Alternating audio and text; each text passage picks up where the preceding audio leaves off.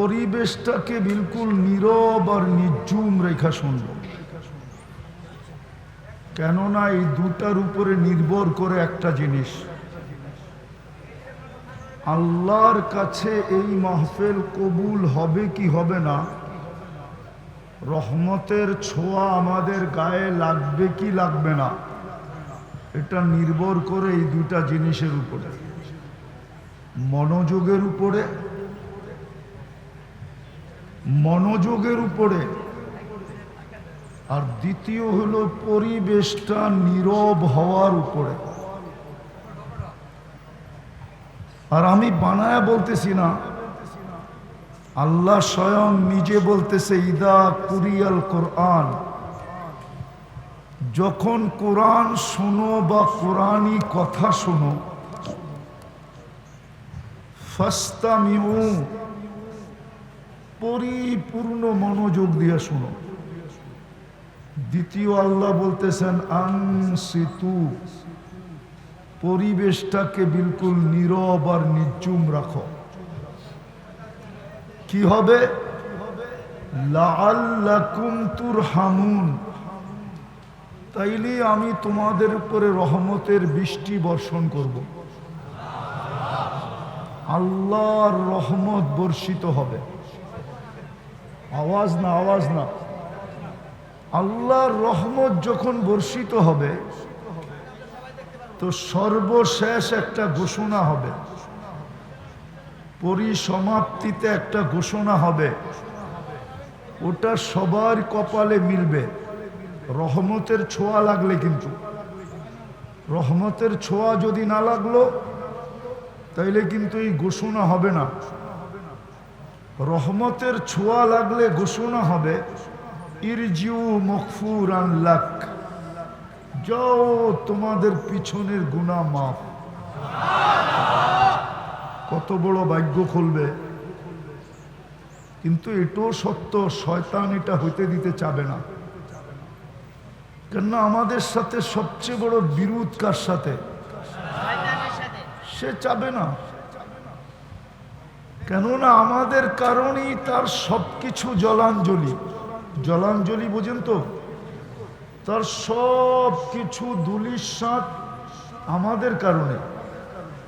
মানুষের অস্তিত্ব যদি না হইতো তাহলে শয়তান কোনোদিন শয়তান হইতো না। তাইলে তার নাম সপ্তম আকাশে আজাজিল ছিল, সম্মানিত। সে সম্মানিতই থাকতো, তার এত বড় উপাধি কোনোদিন ধূলিসাৎ হইতো না।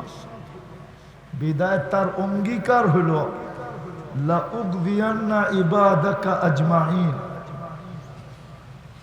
আমি এদেরকে পদে পদে পদে পদে মুহূর্তে মুহূর্তে প্রত্যেক জায়গায় আমি এদেরকে পথভ্রষ্ট করব। আজকে কিন্তু আল্লাহ দিতে চান মাগফিরাত, কিন্তু সে এটা চাবে না। বিদায় দেখা যাবে যেমন শোনা তেমন শুনতে দিবে না, পরিবেশকে যেমন বানানো তেমনও বানাইতে দিবে না। কেননা দিলে তো আজকে মাগফিরাতের ঘোষণা হবে, ঠিক না? মনে হয় বোঝেন নাই। আল্লাহ মাফ করে দিবে, শুধু মাফ করবে না, শুধু মাফ করবে না। বুদ্দিলা সাইয়্যাতিকুম হাসানাত, গুনার জায়গাগুলা নেকি দ্বারা পরিপূর্ণ হবে, রূপান্তরিত হবে। বিদায় সে কোনোদিন চাবে না। কখনো দেখা যাবে ভলান্টিয়ারের রূপে আসবে, কখনো দেখা যাবে বাচ্চা কাচ্চার রূপে আসবে, কখনো দেখা যাবে হুজুরের রূপ নিয়ে আসবে, আর একটা হট্টগোল পয়দা করতে চেষ্টা করবে। বিদায় পায়ে হাত দিয়া বলি, আমি আগেও আসছিলাম কিন্তু অনেক ভিতরে, এখানে আসা প্রথম, আবার যেন আসার সুযোগ থাকে। আর যদি মনোযোগ ঠিক মতো না হইল তাহলে মনে হয় ফার্স্ট অ্যান্ড লাস্ট, প্রথম আর শেষ হয়ে যাবে। এই জন্য খুব মনোযোগ।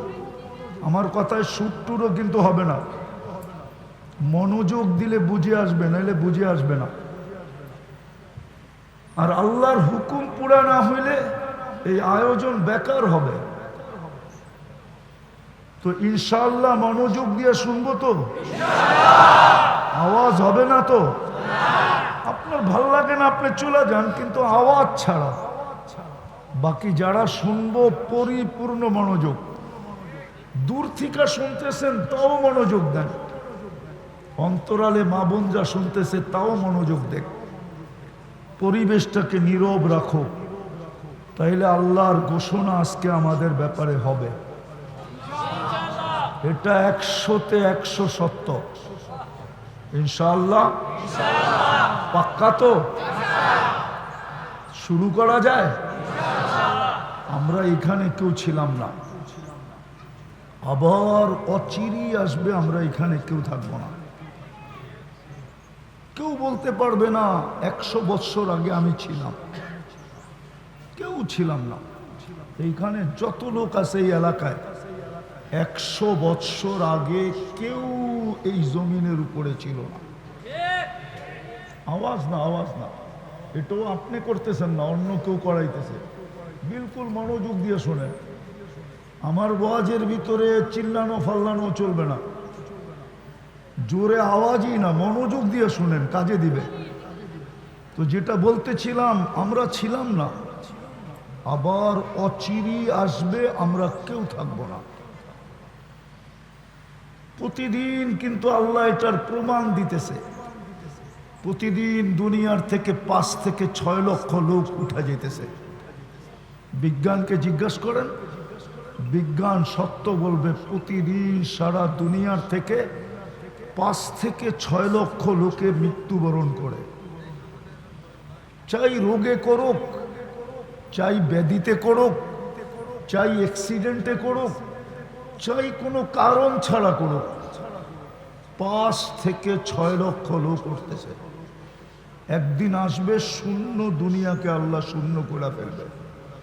দুনিয়াটা একদিন শূন্য ছিল, কিচ্ছু ছিল না, মানুষ ছিল না এখানে। শূন্য দুনিয়া শূন্য করবে। এই জন্যই আল্লাহ ডেলি প্রমাণ দিতেছে যে আমি কিন্তু 4 থেকে 5 লক্ষকে ডেলি উঠাইতেছি। একদিন উঠাইতে উঠাইতে শূন্যের কোঠায় নিয়ে আসবে। কিতাবে পাওয়া যায়, একদিন আল্লাহ জিজ্ঞাসা করবে মালাকুল মউতকে, যিনি আমাদেরকে নিয়ে যান, মান বাকিয়া আলা যাহরিল আরদ, জমিনের বুকে কে বাকি? আল্লাহ জানেন।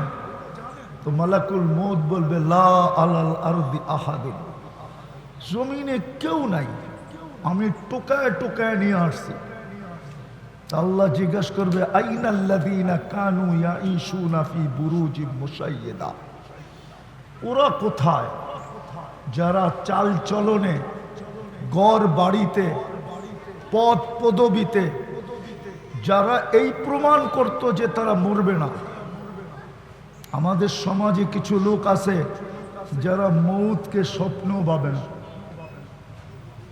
না নাই? হ্যাঁ, যারা এই কথা বলে আমার কাছে মরার সময়ও নেই, এত ব্যস্ত। সমাজের চিত্র দেখলেই তো মনে হয় যে মরবে বইলা ভাবে না। আচ্ছা, এটা বাদ দিলাম, আমাদের সমাজে কিছু বাড়িঘর এরকম আছে